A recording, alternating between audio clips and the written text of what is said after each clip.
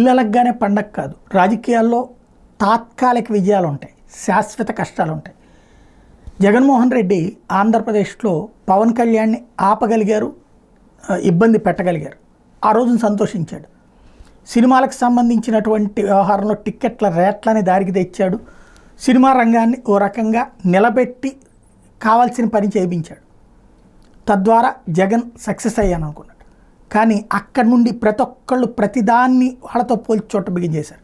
Ticket రేట్లు అదేంటి, పవన్ కళ్యాణ్కి అయితే ఎట్లా అన్నావు, ప్రభాస్కి అయితే ఎట్టిచ్చావుతో బిగినాయి. అట్లా ఒక్కొక్క వర్గంలో అసంతృప్తి. ఇప్పుడు రేపు పొద్దున్న రేవంత్కి ఇదే సమస్య అవుతుంది. ఇప్పుడు ఎక్కడన్నా తొక్కేసలాడి జరిగేదన్నా చనిపోగానే వెంటనే అల్లు అర్జున్ అయితే అట్ట చేసావు, ఇప్పుడు వాళ్ళని ఎందుకు అరెస్ట్ చేయి, వీళ్ళని ఎందుకు అరెస్ట్ చేయమంటారు. చేయకపోతే ఒక రకం, చేస్తే మరొక సమస్య. రాబోయేటటువంటి రోజులు ప్రతిదాన్ని ఇప్పటిదాకా ఒక హీరోగానే చూపెట్టుకోవచ్చు, ప్రొజెక్ట్ చేసుకోవచ్చు.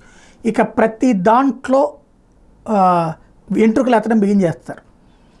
అదేదో అంటారు కదా, కంబట్లో అన్నం తింట వెంట్రుకలు ఏరుకోవడం ఏంటనేది. రాబోయే రోజుల్లో అది ఖచ్చితంగా జరిగి తీరుతుంది. దానికి మానసికంగా సిద్ధం కావాలి, సైకలాజికల్గా సిద్ధం కావాలి.